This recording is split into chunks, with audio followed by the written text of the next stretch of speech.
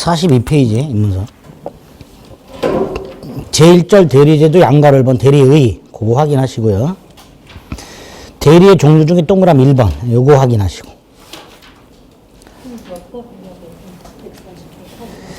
제2절 대리권이 있어요. 네모 1번의 대리권의 의 양가로 1번 권한이라는 거 생각하시고. 오른쪽에 발생 원인 생각해 주시고. 넘기면 145페이지 상단에 대리권의 소멸이 있어요. 거기 128조가 있습니다. 임의대리의 종류라고. 그죠? 거기에 보면 첫 번째 줄 끝에 원인된 법률관계의 종류하고요. 그 다음에 두 번째 줄 끝에 수권 행위를 철회한 경우가 있습니다. 임의대리권 소멸 사유죠. 그 다음에 그 128조 첫 번째 줄을 보면 법률 행위에 의하여 수여된 대리권이라고 되어 있죠. 여기서 법률 행위가 뭘까요? 수권 행위를 말합니다. 그러니까 법률 행위에 의하여 수여된 대리권이란 임의 대리권을 말하는 거예요. 이런 식으로 자꾸 머릿속으로 생각해 주셔야 돼요. 아, 이렇게도 표현하는구나. 그 다음에 대리행위라고 114조 1항이 있죠. 뭐라고 돼 있어요? 대리인이 권한에서 본인을 위한 것임을 표시한 의사표시는 직접 본인에게 효력이 생긴다. 이렇게 돼 있죠. 양가로일의 동그라미 1번 현명의 의 본인을 위한 것을 표시한다는 것을 뜻한다 생각하시고. 다음 페이지에 보면 115조 첫 번째 문장.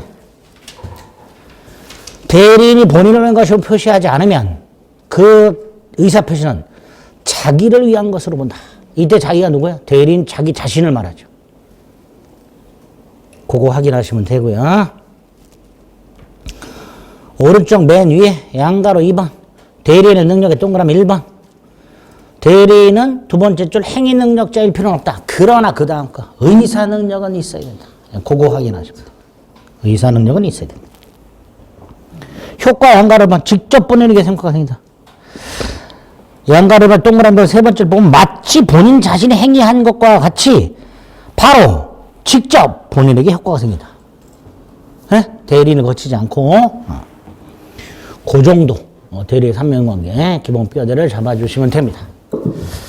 자, 우리는 지금 갑이 직접 계약을 하지 않고 을이 갑을 대신하여 계약을 했을 때 대리인이 본인이 아닌 대리인이 계약을 했을 때 이 계약상 권리와 의무가 본인에게 직접 생기려면 두 가지 요건이 필요하다. 그 얘기 한 거예요. 을에게 뭐가 있어야 되고 대리권이 정상적으로 있어야 되고요. 그 다음에 을이 뭘 해야 되고 본인을 위한 것임을 표시를 해야 되고 그러면 직접 본인에게 효과가 생긴다고 그랬어요. 그런데 대리권이 없는 놈이 대리행위를 하는 경우 이런 경우가 왕왕 있을 수 있단 말이죠. 이게 무권대리라고 부르는 거예요.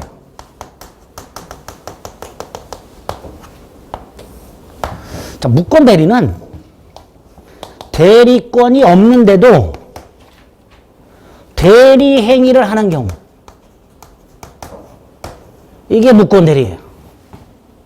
근데 좀 전에 말씀드렸어요. 대리권이 있고 and 대리행위를 해야 본인에게 유효가 된다고 그랬죠. 근데 대리권이 없이 대리행위했으니까 본인에게 효력이 생긴다 안 생긴다? 생길 리가 없지요. 그쵸? 기본이잖아요. 대리권이 있고 대리행위가 있어. 두 가지 다 갖춰야 본인에게 유효인데 대리권이 없이 대리행위를 했으니까 본인에게 효력이 생길 리가 없단 말이죠. 이걸 뭐라 한다? 무권대리라고 합니다. 그런데 이걸 무효 그리고 끝나면 되는데 이런 경우로 생각을 해보자. 갑이 A 토지가 있다 10억짜리다. 그런데 갑에게는 맨날 사업 말아먹는 아들놈이 하나 있다. 아버지한테 가가지고 아버지 이 땅 팔아가지고 사업자금 좀 대주세요. 아버님이 이렇게 말하죠. 보통 그동안 말아먹은 게 얼만데 이 땅만큼은 내 눈에 흙이 들어갈 때까지는 절대로 안 된다. 드라마 보면 그렇게 얘기하죠. 큰일 납니다. 그렇게 얘기하면. 이 자식은 아버지 눈에 흙을 넣는 놈이에요. 그러니까 무조건 안 돼. 그래야 돼. 그럼 물러나냐 말이지 이놈이. 아니죠. 몰래 서류를 훔쳐다가 팔아먹어. 자, 이렇게 팔아먹을 때 몰래 팔아먹었다 그랬어요. 갑이 은한테 팔아달라고 부탁을 했다 안 했어? 안 했지요. 그럼 얘는 대리권이 없지요, 분명히. 그런데 몰래 이렇게 팔아먹었단 말이죠. 이게 무권들이에요. 자, 문제는 요 매매를 할 때요.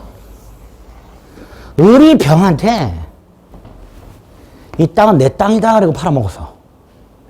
이거 대리행위라고 그랬어요? 아니라 그랬어요? 아니라 그랬죠. 그럼 무권대리도 아닙니다, 그거. 또 우리 병한테 내가 갑이다라고 갑인 척 했어요. 그렇게 팔아먹었어. 이것도 대리행위예요, 아니에요? 아니지. 그럼 그것도 무권대리가 아니야. 그럼 무권대리 뭐냐? 대리권이 없이 갑을 위한 것임을 표시한 거예요. 우리 병한테 땅을 팔 때 내 땅이다 이렇게 팔아먹은 것도 아니고 내가 갑이다 갑인 척해서 팔아먹은 것도 아니고 병한테 사실을 밝혔어. 아버님 땅인데 내가 대리를 통해서 파는 거다. 근데 실질적으로 대리권이 없는 경우 이게 무권대리예요. 어쨌든 이렇게 아버지 땅을 몰래 팔아먹는 후레 자식 생각하자 말이죠. 시험 문제도 그렇게 나와요. 갑의 아들 을이 아무런 권한 없이 갑소의 땅을 대리행위로 매각을 했다. 뭐 이렇게 나와요. 자, 이런 게 무권 대리인데 좀 전에 대리권이 없이 대리행위를 했기 때문에 본인에게는 이 계약이 유효다, 무효다? 무효라고 그랬어요. 효력이 없어요. 설령 을이 서류를 위조등해서 병에게 등기를 넘겨줬다 하더라도 이것도 무효가 돼요. 병은 소유권을 취득하지 못해요. 갑에게 무효예요. 그러니까 본인 갑은 고민할 거 없어요. 병한테 가서 말소해라 그러면 병은 말소해야 돼요. 등기 말소해라 그러면 말소해야 돼요. 찍소리 못합니다. 보통 드라마 보면 병이 이렇게 말하죠. 자식 1인이 책임져라. 그죠? 갑은 뭐라 그러면 돼요? 저 새끼 내 새끼도 아니다. 그러면 돼요. 갑에게는 아무런 효력이 생기지 않아요. 갑이 책임져야 되는 거 아니야? 그러지 마세요. 분명히 말씀드렸어요. 대리권이 있고 and 본인을 위한 것으로 표시해야 본인에게 뭐가 생긴다? 권리와 의무가 생긴다 그랬어요. 그러니까 당연히 대리권이 없이 대리행위했으니까 본인에게 효력이 없다. 본인은 아무런 책임을 지지 않는단 말이죠. 근데 이제 나중에 아들놈이 몰래 팔아먹었다는 사실을 알게 된 아버님이 아들놈 불러갖고 막 때리고 그러겠죠. 안 그럴까? 때리죠. 때리다 지치면 물어보죠. 얼마 받았냐고. 10억짜리인데 1억 받았대. 더 두드려 맞죠. 그런데 20억을 받았대. 아버님 입장에서는 10억짜리 20억에 팔았다면 입꼬리가 귀에 걸리겠죠. 잘했구나 내 자식 소리가 절로 나온단 말이죠. 무슨 말이냐. 무권 대리인이 저지른 행위가 본인에게 불이익한 경우만 있는 게 아니고요. 이렇게 경제적으로 이익이 되는 경우도 있을 수 있단 말이죠. 그래서 우리 민법은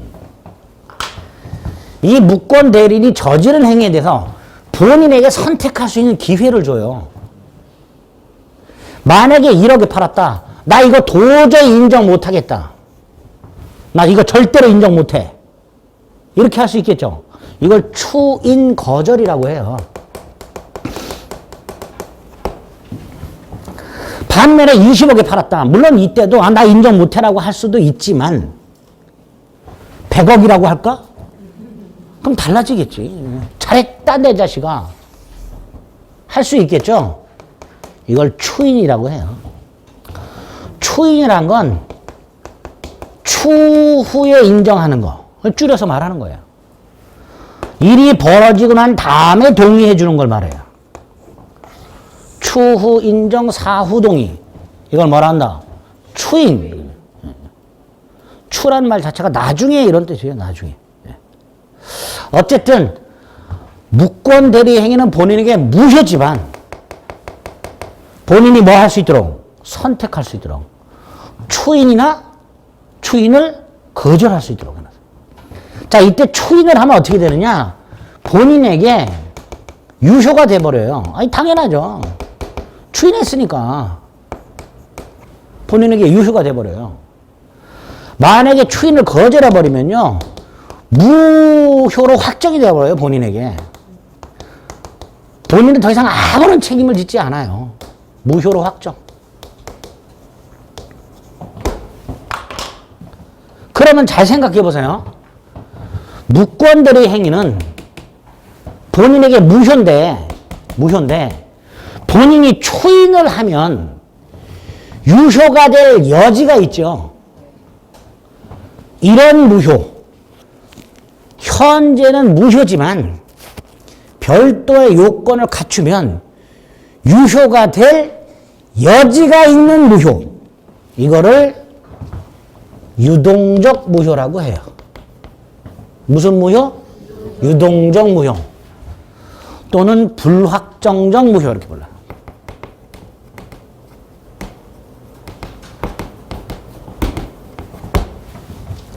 자, 어쨌든 우리 민법은 무권 대리에 대해서 이렇게 본인에게 무효는 무효인데 본인이 선택할 수 있는 길을 열어놨다.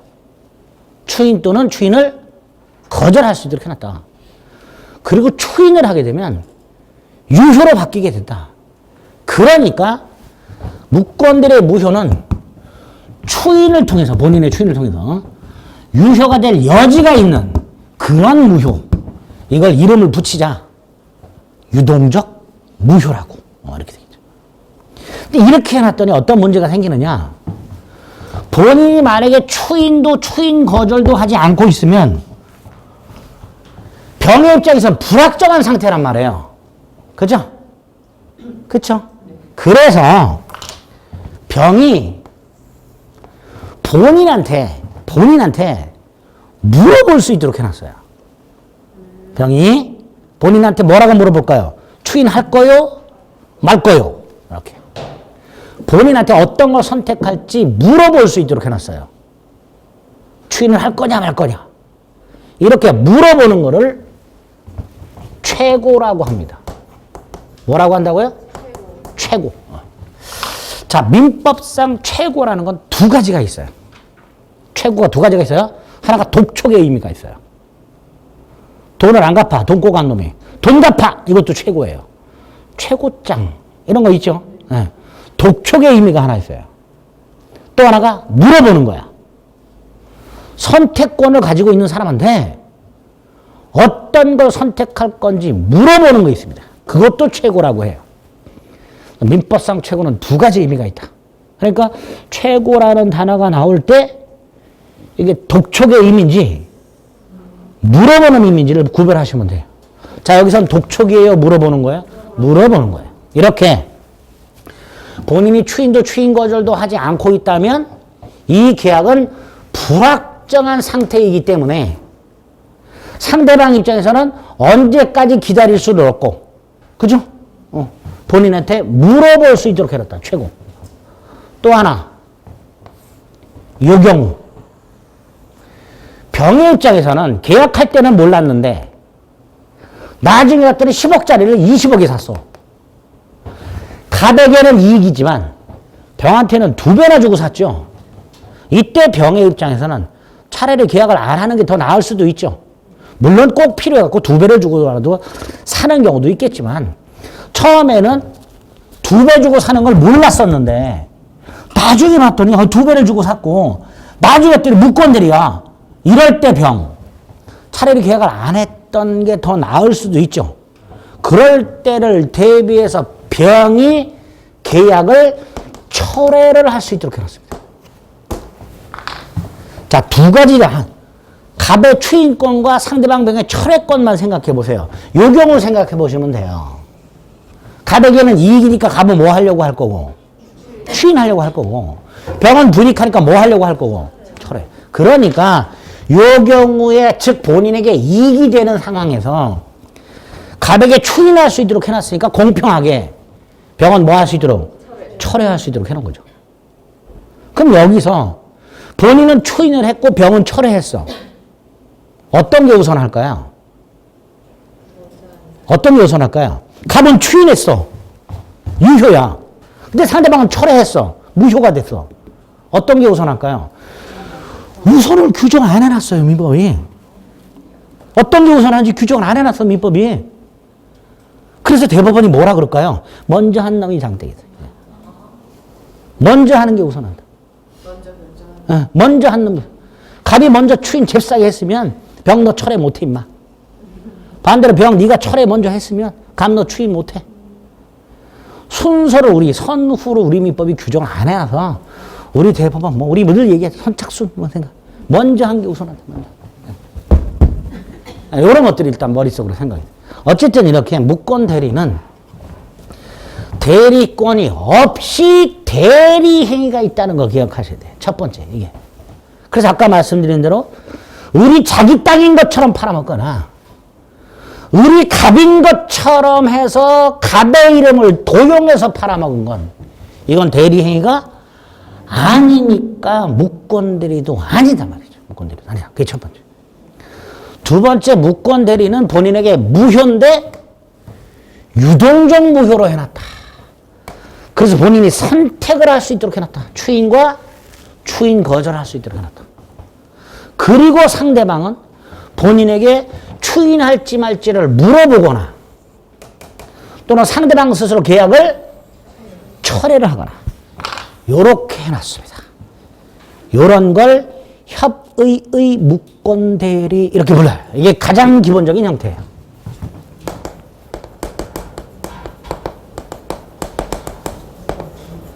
가장 기본이 되는 형태의 무권대리입니다. 협의의 무권대리. 예. 첫 번째요. 자, 두 번째. 요 경우 본인이 추인을 거절했어. 그럼 무효로 확정됐죠. 그죠? 병은 더 이상 갑에게 따지질 못하죠. 갑에게 무효니까 자식 일이니 책임지라 마라 이따 소리를 못한단 말이죠. 그럼 이때 병은 누굴 찾아갈까요? 갑한테는 더 이상 못 따진다니까. 갑이 추인을 거절해버리면 끝이야, 갑하고는. 더 이상 갑한테 가서 따지질 못해. 무효로 확정됐으니까. 그럼 병은 누굴 찾아갈까요? 을을 찾아가겠지. 을한테 가서 따지겠지. 책임져라 말이지. 그죠? 자, 이때 을 책임질까요? 안 질까요? 원래는 안 지죠. 왜? 아까 을이 병하고 계약을 할 때 뭐라 그랬어요? 이건 갑을 위한 계약이다. 그 말은 모든 책임은 누가 진다? 갑이 진다는 걸 밝힌 거예요. 대리행위의 뜻이 그거라 그랬잖아요. 그죠? 아까 제가 처음에 그랬어요. 대리행위란 건 나는 단순히 대리인에 불과해. 나는 아무런 책임 안 져. 모든 권리 없으면 갑에게 생겨. 책임은 갑이 지는 거야. 나는 그냥 계약만 대신해 주는 거야. 그걸 밝히는 걸 대리라고 그랬어요. 그러니까 을이 병하고 계약을 할 때 처음부터 나는 아무런 책임을 지지 않는다는 걸 밝혔기 때문에 갑에게 책임을 묻지 못하는 상태에서 을한테 가서도 책임을 묻지 못하는 문제가 생겨요. 그쵸? 결국 협의의 무권대리는 그냥 내깔려두면요. 얘만 똥 밟은 거예요. 얘만. 그러니까 안 되겠다. 두 번째, 무권대리인이 책임을 지는 경우를 규정해야 되겠다. 무권대리인 책임이 따로 나와요. 아까도 말씀드렸죠. 대리는 아무런 책임을 안 진다고 그랬어요. 그죠? 법적으로.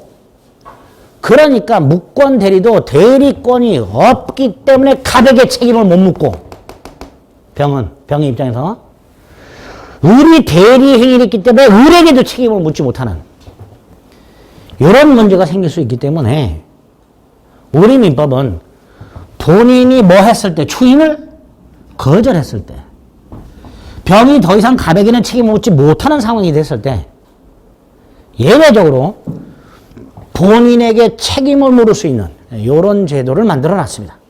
따로 135조에. 나중에 볼 거예요. 어쨌든 이렇게 무권 대리는 협의의 무권 대리를 기본으로 본인에게 유동적 무효 상태고 단 본인에게 두 가지, 상대방에게 두 가지. 그리고 본인이 더 이상 책임을 지지 않을 때 무권 대리인에게 책임을 묻는 이런 체계로 되어 있더라고요. 그리고 이제 나중에 기본서로 보면 여기까지만 해도 머리가 깨지는데 표현 대리라는 게 나와요. 표현 대리는 무권 대리인데 본인이 책임을 지는 무권 대리가 표현 대리예요. 무권 대리인데 본인이 책임을 지는 무권 대리가 있어. 그걸 표현 대리라고 합니다. 이거는 지금 안 합니다. 이거 했다가는 머리가 깨져. 이거 딱 기본이 되는 것만 머릿속으로 생각해 봅니다. 147페이지. 하단의 제5절 무권 대리의 정상적인 대리 행위로서 본인에게 효과가 계속되려면 대리 행위 한 적이 뭐가 있어야 된다? 대리권이. 그런데 대리권이 없으면서도 대리인임을 표시. 이게 뭐예요? 본인을 위한 것임을 표시했다는 거죠. 우리 내 땅이다 이렇게 팔아먹은 게 아니고 우리 내가 갑이다 이렇게 팔아먹은 게 아니고 이 땅은 아버지 갑소의 땅이고 나는 대리인이다 이렇게 팔아먹은 경우 대리권이 없는데 이런 걸 무권 대리를 한다. 무권 대리. 그죠? 넘겨봅니다. 표현 대리는 쳐다보지 마시고요. 150페이지를 가면 협의의 무권 대리가 났습니다. 자, 밑에 본인에 대한 효과라고 되어 있어요. 조문이 있습니다. 130조 추인하지 않으면 본인의 효력이 없다. 131조 상대방은 최고할 수 있다. 두 가지가 있다. 자, 오른쪽 봅니다. 효과. 원칙적으로 본인에 대하여 아무런 효력이 발생하지 않는다. 다만 본인이 추인해서 유효로 할 수도 있고 추인을 거절해서 확정적 무효로 할 수도 있다. 본인의 추인권과 추인 거절 두 가지를 만들어놨다. 됐죠? 그 기본 틀만 생각하시면 돼요. 그리고 넘겨봤더니 상대방의 최고권과 철회권이 있다. 상대방은 상당한 기간을 정해서 본인에게 추인할지를 최고, 즉 물어볼 수 있다. 물어볼 수 있다. 물어봤는데 본인이 대답을 안 하는 경우가 있겠죠. 추인을 거절한 걸로 보겠다. 너 추인할래 말래 물어봤는데 갑이 묵묵부답. 아 그래? 그럼 추인 거절한 걸로 보겠다. 이게 최고의 효과가 되는 거고요. 철회. 철회는 상대방이 계약을 확정적으로 무효. 상대방 입장에서 본인이 추인하기 전에 먼저 잽싸게 뭐 할 수 있다. 철회할 수 있다. 그래서 두 번째죠. 철회를 먼저 하면 본인은 뭐 할 수 없게 된다. 추인할 수 없게 된다.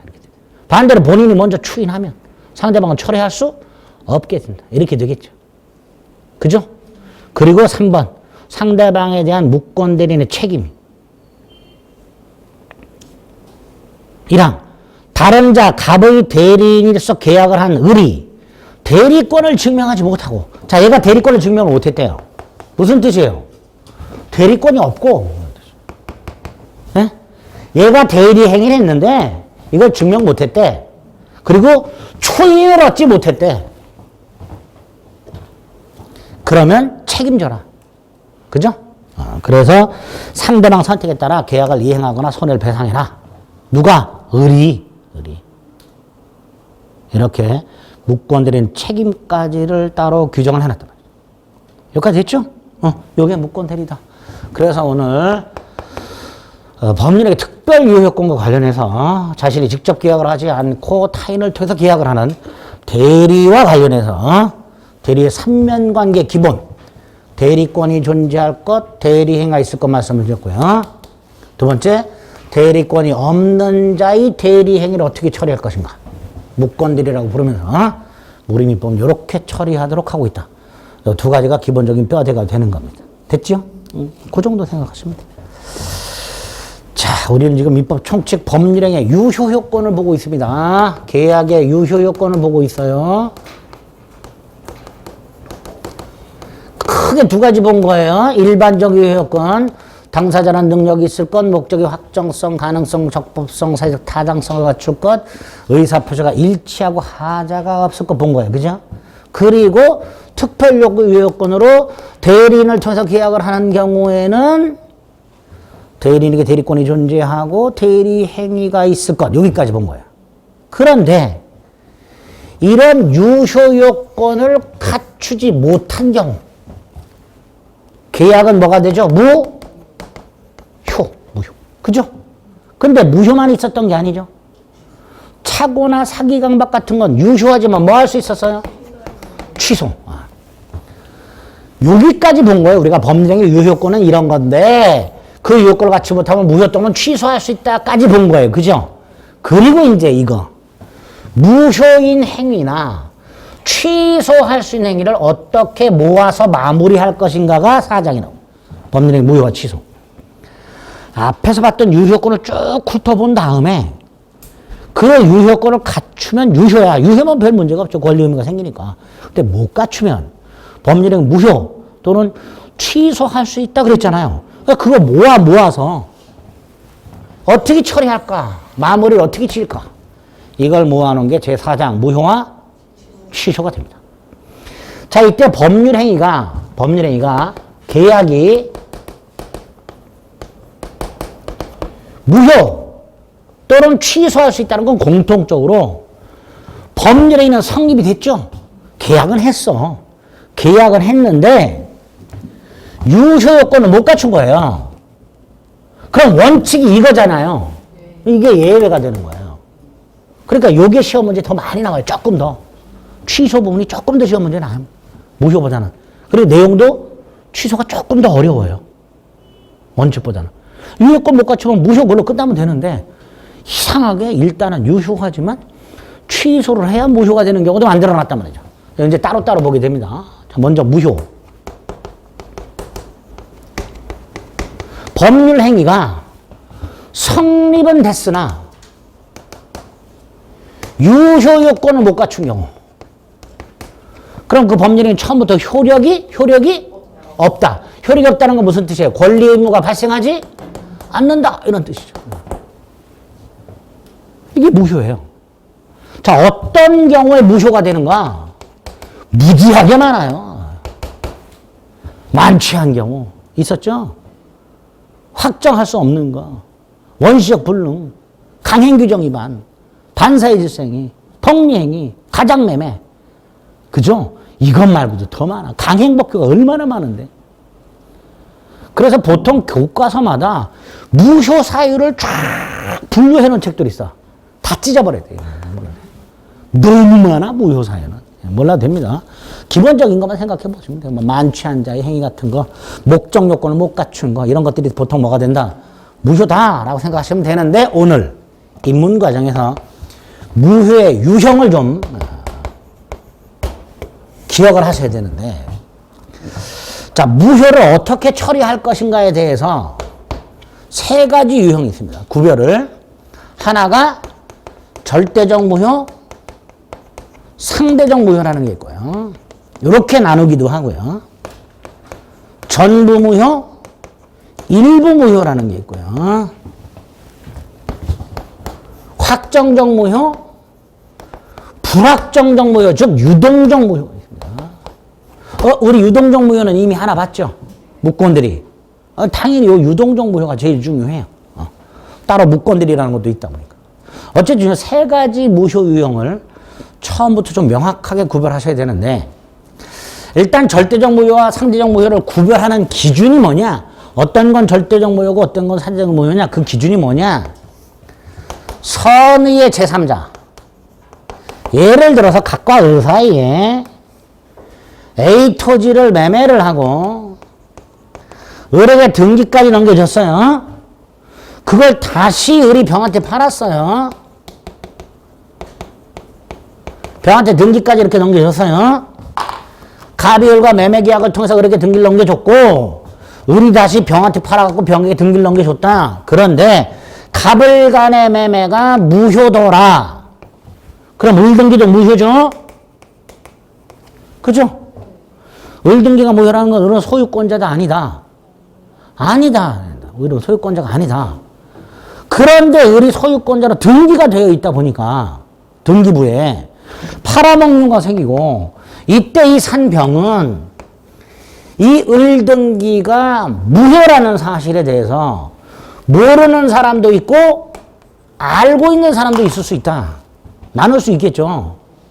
을등기가 무효라는 사실, 의리 소유권자가 아니라는 사실을 병, 모르는 경우도 있고 아는 경우도 있다. 모르는 경우가 선의, 아는 경우가 악의 이렇게 되겠죠. 또 얘가 당사자잖아요. 둘이 무효인 행위 당사자. 그럼 얘 뭐라고 불러요? 제3자. 이때 다시 한번 가벌매매가 무효고 을등기가 무효라는 건 을은 소유권이 없다는 거고 병 제3자는 을등기가 무효라는 사실에 대해서 을이 소유권자가 아니라는 사실에 대해서 몰랐든 알았든 을은 권리가 없는 놈하고 거래한 거죠. 그러니까 얘는 권리를 취득할 수가 없는 게 대원칙이에요. 그죠? 얘가 선이든 악이든 권리를 취득 못하는 게 원칙이야. 여기서 이놈 불쌍하죠? 모르고 샀잖아. 을등기가 무효라는 사실 등기부를 떼어봤더니 을이 소유권자로 딱 돼 있단 말이지. 국가가 관리하는 등기소라고 법원이 관리하잖아요. 법원 관할이잖아요. 등기소. 국가기관이 관할하는 등기소에 비치되어 있는 등기부를 믿고 거래했는데 앞불사 그 등기가 무효란 말이지. 그럼 이 병은 얼마나 억울할까 말이죠. 이런 선의의 제3자가 있을 수 있단 말이죠. 그럼에도 불구하고 다시 한번 결과적으로 병은 권리가 없는 놈하고 거래했으니까 권리를 취득할 수가 없게 됩니다. 그게 절대적 무효예요. 다시 말해서 이게 무효죠? 무효라 그랬죠? 이 무효로 선의의 제3자에게도 주장할 수 있는 게 절대적 무효예요. 이걸 대항한다고 해야 돼요. 대항이란 말은 주장이란 말입니다. 선의의 제3자, 갑이 병한테 가서 야, 나 을하고 계약이 무효야. 을등기도 무효야. 따라서 너도 무효야. 라고 주장할 수 있는 거. 이게 절대적 무효. 반면에 상대적 무효는 갑이 선의의 병한테 가서 야, 네 등기도 무효야 라고 주장을 못해. 다시 말해서 병이 선이라면 소유권을 취득해. 이런 걸 상대적 무효라고 합니다. 어떤 게 원칙일까요? 이게 원칙이에요. 이게 원칙. 그럼 이걸 왜 만들어놨을까요? 너무 불쌍해 병이. 너무 불쌍해.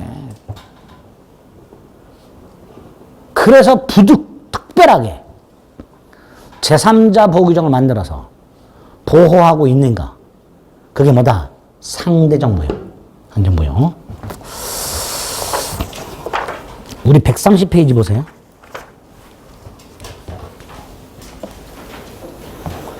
130페이지 103조를 보면 무효로 한다로 끝났죠. 오른쪽 불공정한 행위도 무효로 한다로 끝났죠. 그런데 133페이지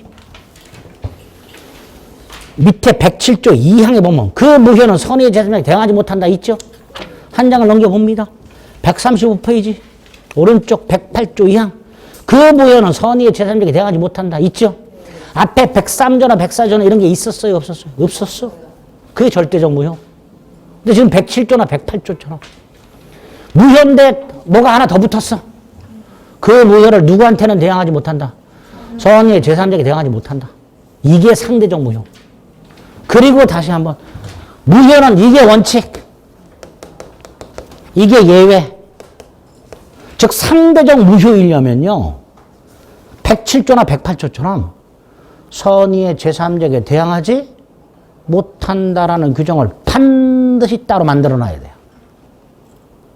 그리고 우리 시험에 나오는 상대적 무효는 지금 확인한 요 두 가지만 생각하시면 돼요. 비리 표시가 무효인 경우하고 허위 표시가 무효인 경우. 그죠? 이런 문제가 나와요. 다음 무효 중 성질이 다른 하나는 절대적 무효 4개에다가 상대적 무효 하나 쓱 이렇게 구별하실 수 있어야 돼요. 다음 주 가면 또 까먹어요. 절대 무효가 뭐예요 그럼? 머리 콱 박으세요. 선의의 제3자에게 무효를 주장할 수 있냐 없냐. 즉 선의의 제3자가 소유권을 취득하냐 못하냐. 이 구별이 절대적 무효와 상대적 무효가 됩니다. 됐죠? 이게 첫 번째. 두 번째가 전부 무효, 일부 무효. 각과 의 사이에 주택을 매매했는데 1월 10일. 이 주택이 1월 9일 이미 멸실. 전부 멸실. 주택이 1월 9일 이미 전부 무너져 내렸어. 그럼 10일 매매계약 당시에 주택 소유권을 넘겨주는 건 불가능하죠. 계약 당시 불가능. 원시적 불능. 무효죠. 전부 무너져 내렸죠. 전부가 무효 이렇게 되죠. 전부가 무효. 그런데 각과 을 사이에 주택과 부속 창고를 매매했는데 1월 10일 날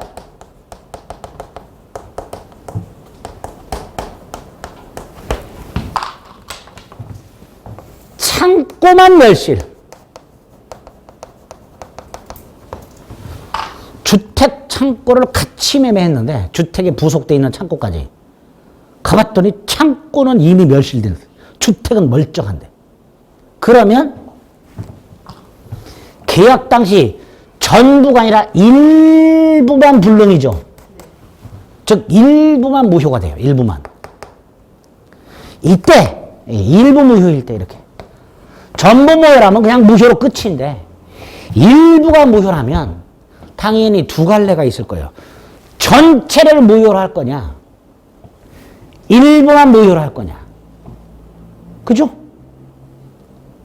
아닌가? 맞아요. 그렇죠. 그러니까 일부 무효일 때 법률에 이렇게 일부만 무효일 때 전체를 무효로 할 것이냐 일부만 무효로 할 것이냐 문제가 생기고 137조에서 조문을 만들어 놨어요. 원칙이 전부 무효다.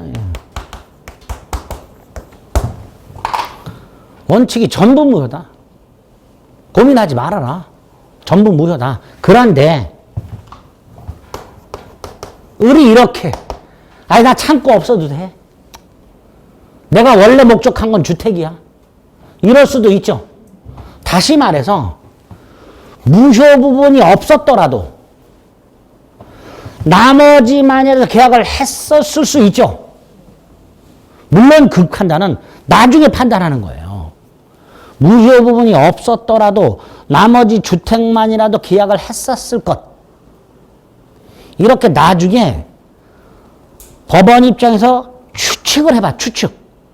각과 을이 창고가 멸실됐다는 사실을 계약 당시 알았을 때 계약을 했을까 안 했을까? 주택만이라도 계약을 했을까 안 했을까? 이거 판단해 볼 수 있죠. 했을 것 같아. 이렇게 가정을 해볼 수 있죠. 이런 경우. 이건 이제 가정적 의사라고 하는데 어쨌든 무효 부분이 없었다 하더라도 나머지 주택만이라도 계약을 했을 것. 이런 판단이 든다면 예외적으로 일부만 무효가 되고 나머지는 무효가 되지 않는다. 이렇게 해놨어요. 이게 137조예요. 이 137조는 조문만 거의 나와요. 시험에. 법률행위 일부가 무효일 때 원칙 그 일부만을 무효로 한다. X 이거만. 어쨌든 법률행위 일부가 무효일 때 전부를 무효로 할 것이냐 일부만을 무효로 할 것이냐의 문제가 있을 수 있고 우리민법은 원칙적으로 전부를 무효로 하도록 하고 있다.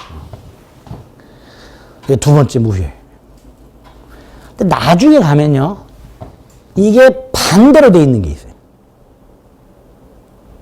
이게 반대로 돼 있는 게 있어요. 반대로 돼 있다는 건 무슨 뜻이에요? 원칙이 일부 무효, 예외가 전부 무효. 이렇게. 그런 건 따로 규정이 필요하겠죠. 나중에 확인하게 됩니다. 어쨌든 이렇게 되어 있고 그 다음 요 137조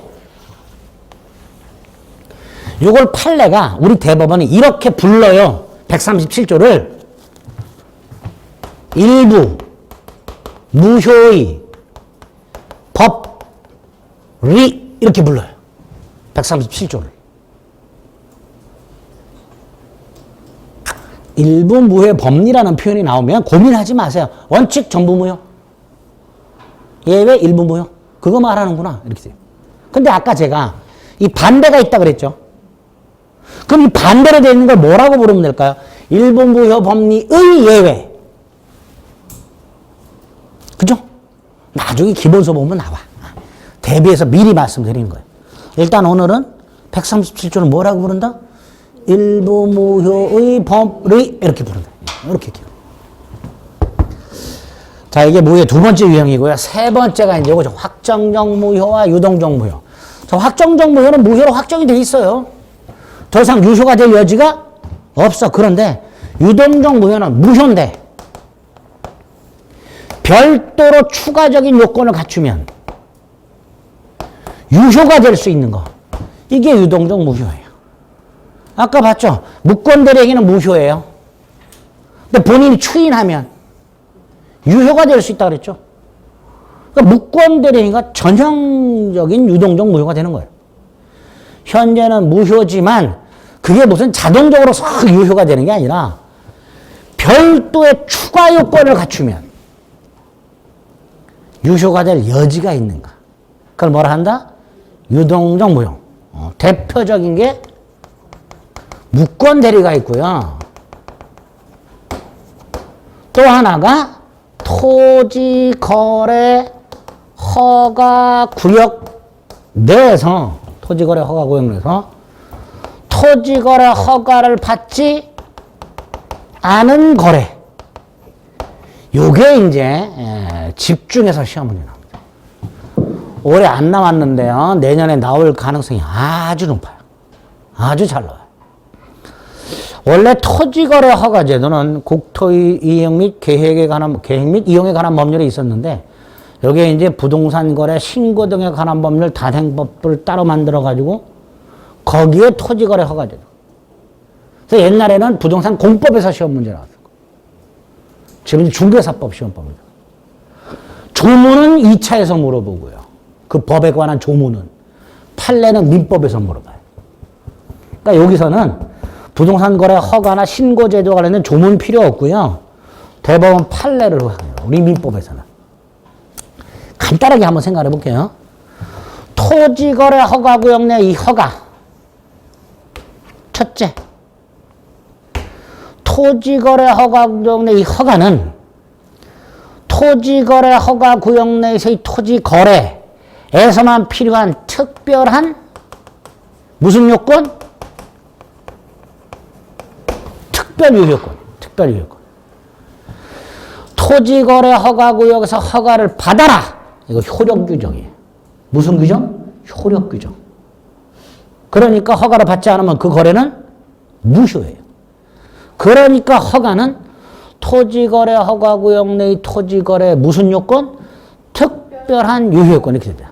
두 번째, 거래 전에 미리 허가받을까요? 거래 후에 허가받을까요? 후에 받습니다. 후에 받습니다. 허가라는 게 두 종류가 있어요. 사전 허가가 있고 사후 허가가 있어요. 사전 허가의 대표가 뭘까요? 건축 허가. 건물 짓기 전에 도면 첨부해서 허가 받고 착공해야 되죠. 사전 허가야. 관할관청의 허가는 사전 허가가 있고 사후 허가가 있습니다. 그중에 토지거래 허가는 사후 허가예요. 즉 관할관청이 허가를 신청할 때 매매계약서 첨부하게 돼 있어요. 그러니까 거래 후 허가죠. 그죠? 계약도 하지 않고 허가받을 수는 없단 말이죠. 그러니까 관할관청에서 계약서 보고 허가 신청서에 쓰여있는 용도라든가 매수한 목적이라든가 이런 걸 쭉 검토해서 허가 여부를 결정하게 됩니다. 결국 이렇게 되겠죠. 그럼 보세요. 토지거래 허가구역에서 1월 10일 날 당연히 허가를 받지 않고 거래부터 하겠죠. 자, 허가 없이 거래했으니까 무효죠. 그 다음에 1월 20일 날 허가를 받았어요. 그럼 뭐가 돼요? 계약이 뭐가 돼요? 유효가 되겠죠? 자, 이거 언제부터 유효일까요? 허가 받은 때부터 유효일까요? 계약 당시로 거슬러 올라가서 유효일까요? 처음부터 유효로 해야죠. 그죠? 허가 받으면 처음부터 유효로 해야죠. 소급해서. 아, 이때부터 유효로 해버리면 요 사이는 그냥 무효였던 거잖아요. 그럼 요 사이에 받아둔 계약금 같은 건 어떻게 해야 되나 말이죠. 무효해서 받았으니까 돌려줬다 다시 받아야 되고 그런단 말이에요. 그러니까 허가를 받으면 언제부터 유효가 된다고? 처음부터 유효가 된다고. 처음부터를 뭐라고 그러죠? 소급. 뭐라고 한다고요? 소급. 처음부터 유효. 말을 바꿔서 소급해서 유효. 계약 당시로 되돌아가는 거, 거슬러 가는 거, 그걸 뭐라 한다? 소급. 그리고 요 1월 10일부터 허가받기 전 1월 20일까지 요 사이. 무효는 무효인데 허가를 받으면 유효가 될 여지가 있죠. 그러니까 뭐가 되는 거예요? 유동적 무효. 그런데 대한민국 사람들 이런 거 알까요? 모를까요? 몰라요. 그죠? 그러니까 예를 들어서 각과리 계약을 하면서 계약 당시 우리 계약금을 줬고요. 15일 날 중도금을 주기로 했어요. 근데 우리 15일 날 중도금을 안 주네? 자, 그걸 중도금을 지급할 의무가 있을까요? 없을까요? 이런 다툼이 생길 수 있죠. 아니. 여러분들 지금 들었기 때문에 유동적 무효지. 일반인들은 이게 무효라는 걸 알아요? 몰라요? 몰라요. 그러니까 계약서에 허가받기 전에 1월 15일 날 중도금 지급한다라고 받았어. 자, 15일이 되면 너는 중도금을 지급할 의무가 있냐 말이죠. 있을까요? 없을까요? 없단 말이지. 무효니까. 무효잖아. 유동적이긴 하지만 무효잖아요. 그죠? 그러니까 설령 각과 을이 15일 날 중도금을 지급하기로 약속을 했다 하더라도 유동적 무효 상태에서는 중도금 지급 의무 자체가 없어요. 따라서 15일 날 중도금을 지급하지 않아도 돼요. 원래 의무가 있는데 의무를 이행하지 않으면 우리 민법상 채무 불이행이 돼버려요. 뭐가 된다고요? 채무 불이행. 채무 불이행이 되면요. 손해배상 책임 따위가 생겨요. 무슨 책임이 생기냐고? 손해배상. 그런데 1월 15일에 중도금을 지급하기로 했어.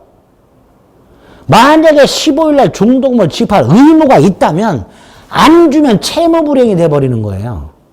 그죠? 그런데 허가받기 전에는 무효니까 아무리 둘 사이 중도금을 지급하기로 약속을 했다 하더라도 중도금 지급 의무가 생긴다 안 생긴다? 안 생겨요. 그러니까 15일날 우리 중도금을 지급하지 않았다 하더라도 채무불이행이 아니게 됩니다. 이런 내용들의 다툼이 있어요. 판례가 굉장히 많아요. 그 판례를 물어봅니다. 그걸 나중에 추가할 건데 오늘은 뭐만 생각하자. 거래 후 허가 전 유동적 무효. 무효기 때문에 계약상 권리 의무는 발생하지 않는다. 딱 머릿속에 박으셔야 돼요. 무효기 때문에. 그렇죠? 또 하나. 유동적이잖아요. 그죠? 이게 결과적으로 확정이 될 거예요. 그죠? 확정이 되는데 두 갈래로 확정이 되겠죠. 아까 무건들이 보세요. 유동적 무효였죠? 궁극적으로 두 갈래로 가죠. 무효로 확정이 되거나 유효로 확정이 되거나 갑의 선택에 따라서 무효로 확정이 되거나 유효로 확정이 되거나 두 갈래로 가겠죠. 마찬가지예요. 허가 전 유동적 무효. 결과적으로 두 갈래로 간다. 확정적 무효로 가는 길이 있고 확정적 유효로 가는 길이 있고. 그죠? 자, 여기서 확정적 유효로 가는 길, 뭐죠? 허가받은 경우. 무효로 가는 길, 불허가 처벌을 받은 경우. 그쵸? 이런 것들이 생겨. 크게 유동적 무효에서는 개념, 현재는 무효지만 별도의 추가 요건을 갖추면 유효가 될 여지가 있을 때, 얘 두 개 기본적으로. 무권들이 무효, 본인이 추인하면 유효. 토지거래 허가구역의 허가전 거래 행위 무효, 허가를 받으면 유효. 세 번째, 유동적 무효 상태에서는 무효기 때문에 계약상 권리문은 발생하지 않는다. 마지막, 그 유동적 무효는 두 갈래로 간다. 무효로 확정이 되거나 유효로 확정이 되거나. 그래서 무권 대리는 추인하면 유효로 확정, 추인을 거절하면 무효로 확정, 허가전 거래 행위는 허가를 받으면 유효로 확정, 허가 신청을 했는데 관할가청에 불허가 처분이 있게 되면 무효로 확정. 이렇게 되겠죠. 여기까지 딱. 무효의 종류에서 이 정도 확인하시면 돼요. 일단 거기까지. 153페이지에 보면 제1절 무효와 취소의 의의가 있습니다. 1번, 2번, 3번. 간단히 확인하시고 특히 1번. 표는 보지 마시고 한 장을 넘기면 종류가 나와 있습니다. 절대적 무효와 상대적 무효가 먼저 있죠. 절대적 무효가 원칙이라고 되어 있죠. 계약 당사자뿐만 아니라 제3자에 대한 관계에서 무효를 주장할 수 있는 것. 대표적이죠. 다시 말해서 세 번째 줄, 절대적 무효에 해당하면 제3자는 선이라도 보호받을 수 없다. 반면에 상대적 무효, 당사자 사이에서는 무효지만 선의의 제3자에게는 주장을 못한다. 그죠? 비진의 표시와 통정의 표시 이렇게 되고. 2번 전부 무효와 일부 무효라고 되어 있죠. 그 네 줄 확인하고요. 한 장 먼저 156페이지 한 장 넘기세요. 맨 위에 조문 137조. 법률 행위의 일부분이 무효일 때 그 전부를 무효로 한다. 그게 원칙. 그러나 무효 부분이 없더라도 계약을 하였을 것이라고 인정이 되면 예외죠. 나머지는 무효가 되지 않는다. 이렇게 한다. 다시 앞으로 돌아와서 154페이지 3번 확정적 무효와 유동적 무효가 있고 유동적 무효 동그라미 1번 의 법률 행위가 행위 시에는 무효지만 추인 따위나 인허가 따위가 있게 되면 소급해서 유효가 되는 것을 뭐라 한다? 유동적 무효라 한다. 이렇게 됐죠. 여기서 소급해서를 가로를 치세요. 소급할 수도 있고 아닐 수도 있습니다. 꼭 소급해서 유효가 되는 것만 유동적 무효는 아닙니다. 무효가 유효로 바뀌는데 그게 유동적 무효인데 소급해서 유효가 될 수도 있고 장래를 향하여 유효가 될 수도 있습니다. 어쨌든 소급하여라는 건 가로를 딱 쳐주시고요. 예를 들어 무권대리 행위는 본인에게 무효지만 추인하면 소급해서 유효가 된다. 즉 추인 전까지는 유동적 무효다. 또 오른쪽 동그라미 2번 토지거래 허가구역 내의 토지에 대해서 허가를 받기 전에 체결한 매매계약은 두 번째 줄 끝에 허가를 받을 때까지는 무효지만 허가를 받으면 소급해서 유효한 계약이 되고 불허가가 있기 때문에 무효로 확정이 되고 따라서 허가를 받을 때까지 무슨 상태? 유동적 무효 상태라고 돼 있고 박스 안에 뭐라고 돼 있어요? 허가 전까지는 계약상 채권적 효력 따위는 발생하지 않는다. 쉽게 말해서 권리 의무는 발생하지 않는다. 이런 뜻이에요. 그 다음 그 물권적 효력이란 건요. 등기를 설령 넘겨줬다 하더라도 그 등기는 무효 상태다. 이런 뜻이에요. 다시 말해서 허가 전에 매수인에게 등기를 넘겨줬다 하더라도 매수인은 아직 소유권을 취득하지 못한다. 그런 뜻입니다. 일단 거기까지 생각을 해주시면 돼. 됐죠? 이렇게 무효의 종류와 관해서 세 가지를 구별을 했고요. 일부 무효까지 살펴봤습니다. 일단 무효는 입문 과정에서 딱 이 정도 확인하면 됩니다. 잠시 쉬었다가 취소 보겠습니다.